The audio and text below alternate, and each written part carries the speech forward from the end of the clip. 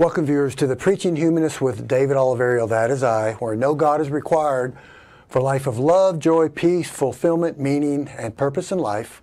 And the good life is one guided by reason and motivated by love. Today is a pretty hard day for me and many others in my family. I'm going to discuss my big brother's funeral. I lost my big brother last 2 weeks ago, and I'm going to talk about the funeral service and how beautiful humanity is and how we all came together to comfort one another. My brother was 2.5 years older than me. He died April the 6th at 6 p.m. Basically, I got a call from my sister-in-law of 38 years. They had a wonderful relationship, a wonderful marriage, and she said he had a cardiac arrest, and she performed CPR on him. And EMS arrived, and they kept him basically alive.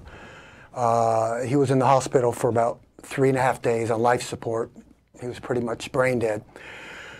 So my message today is going to be, discussing my wonderful big brother, but also I wanted to touch about universal love and the beauty of humanity and how we all come together to love each other in spite of our very strong differences with religion, and of course most people know my very strong atheism and humanism.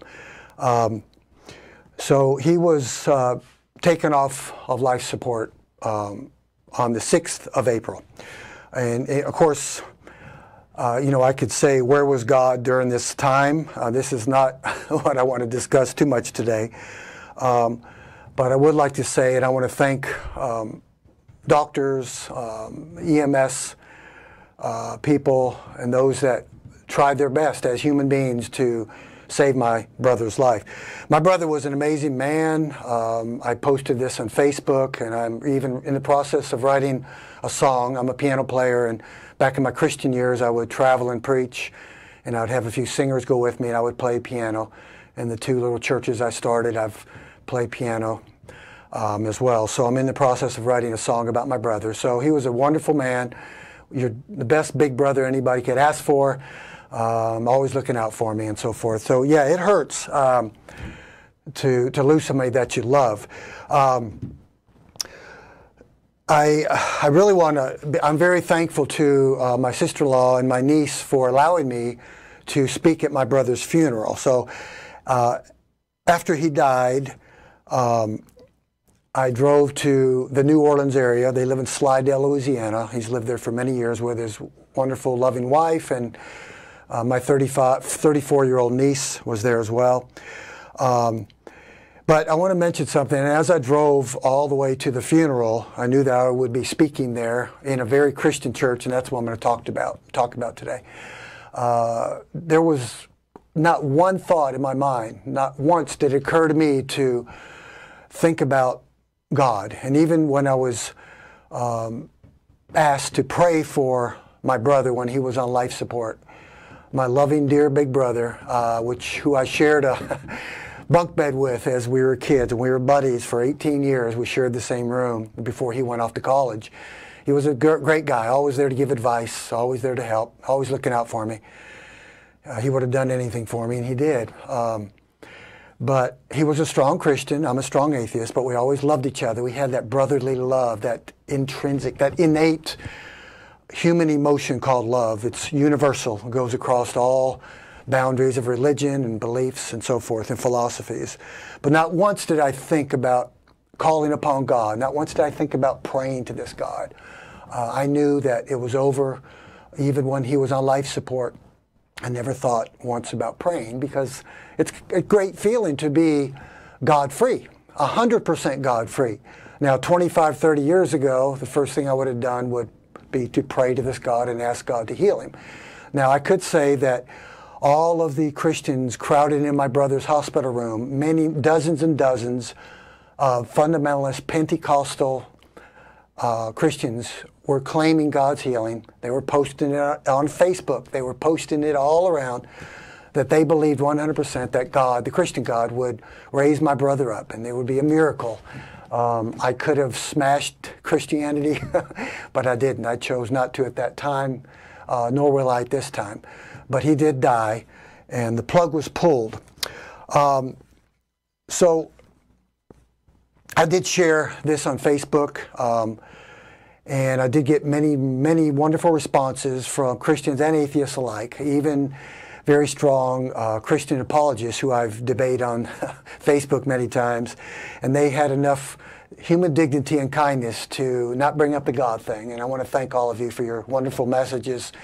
And very few of you Christians did try to convince me that God is real. So I want to thank you all for your kind messages to me and my family in this time of loss in our life. So let me talk about the funeral briefly. So I asked my sister-in-law, who's a very, very strong Christian, and my niece, who's a very, very strong Christian, if I could speak at this very Christian church about my brother. So yes, they allowed me to. So the first preacher, Christian preacher, talked, and he did your typical Christian eulogy and message about Jesus and God, and how my brother Mark, Anthony Oliverio, is in heaven with the Lord, and how it was God's will to take him, and again, the et cetera, and how the Christian message is immortality.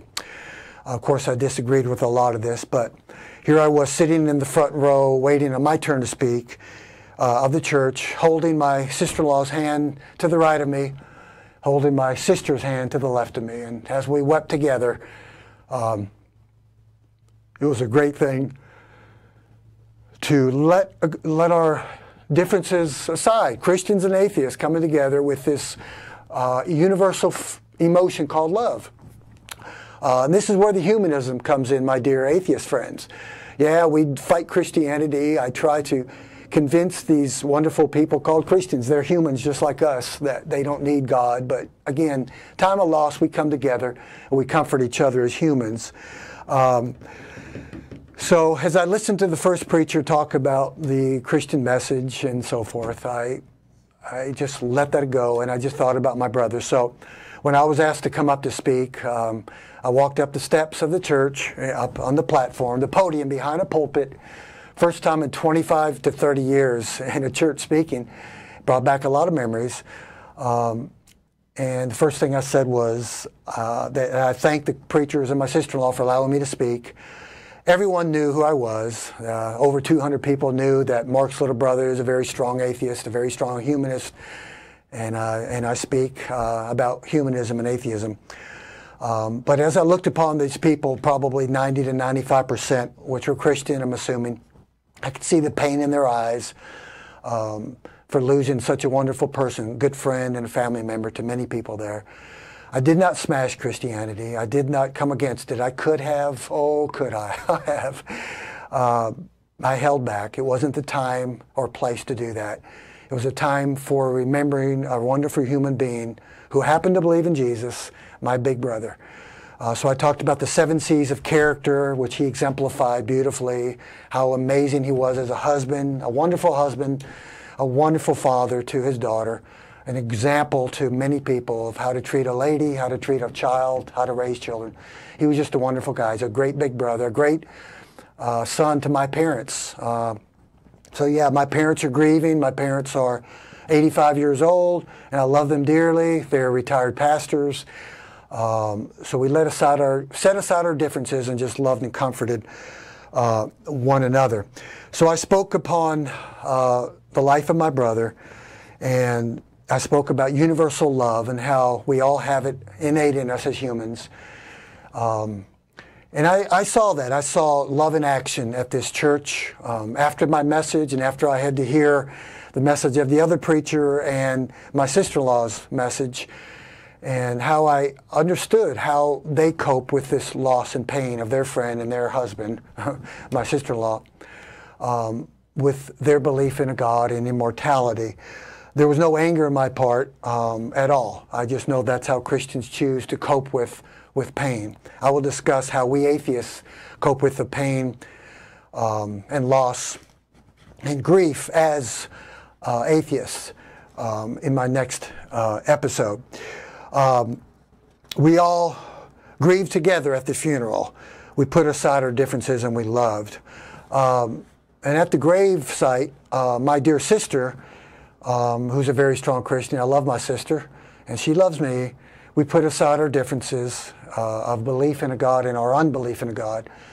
And we sat there at the grave site. And it's not an easy thing to watch someone you love so dearly in a casket, knowing that you'll never see that person again. I'm an atheist. I don't believe in immortality. I have no reason to believe in immortality. There's no evidence for it. I know that I'll never see my wonderful big brother again.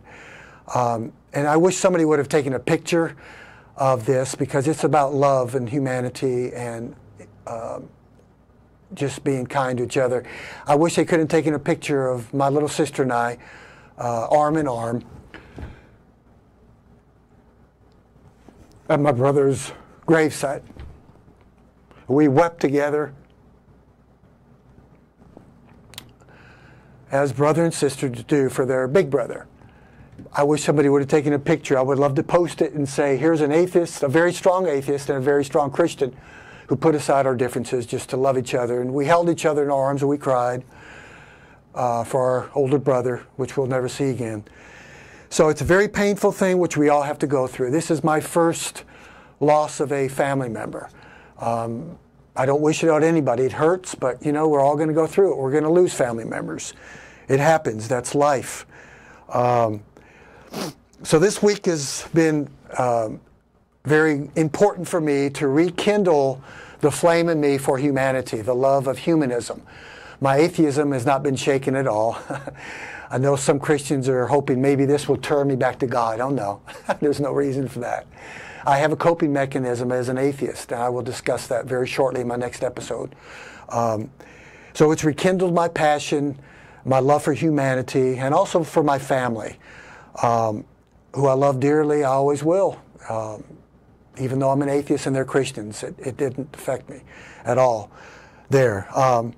So I do want to thank my wonderful family, and I posted this on Facebook, for, in spite of my very strong atheism and strong humanism and my preaching on YouTube and hopefully in front of people in churches and wherever I can go about atheism and humanism, to educate Christians about this and other religious people, that no God is required to feel, to love, to cry, to have emotions. We're a homogeneous species. We're similar. So I went in and I posted my special thanks to my wonderful family, my parents, my sister, her family, my sister-in-law, my niece, my nieces, my children, my wonderful daughter, my wonderful son, my grandchildren, my son-in-law, all who continue to love me in spite of my strong atheism. I'm a very lucky man. Some people experience repudiation. It goes both ways. Repudiation from a family of Christians when you're an atheist, a repudiation possibly, I've heard, I haven't known any for sure, but of a few atheists or Christians that have been repudiated and set aside and rejected by their atheist family. I hate to hear that. It's brutal, it's primitive and barbaric. I don't think it should happen. This does not make me want to be a Christian again at all. This just reinforces my love for humanity, that we're all one species. We all hurt, we bleed, we cry, we rejoice, we have good times and bad times. But my job as the Preaching Humanist will continue. I will speak to you Christians and let you know that there's a way, an alternative to primitive Bronze Age myths, all religions, but I will do it in kindness and love, and I always respect you as a human. Not too much respect for belief systems, but for people, yes.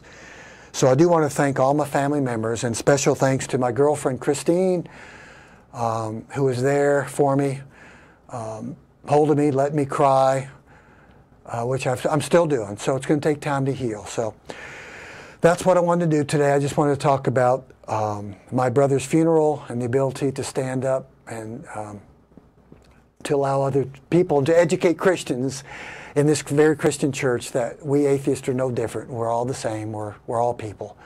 And I want to thank all the Christians there that were so nice to me. They hugged me, they wept with me, they were sorry for my loss. So they treated me with respect and dignity, so thank you very much.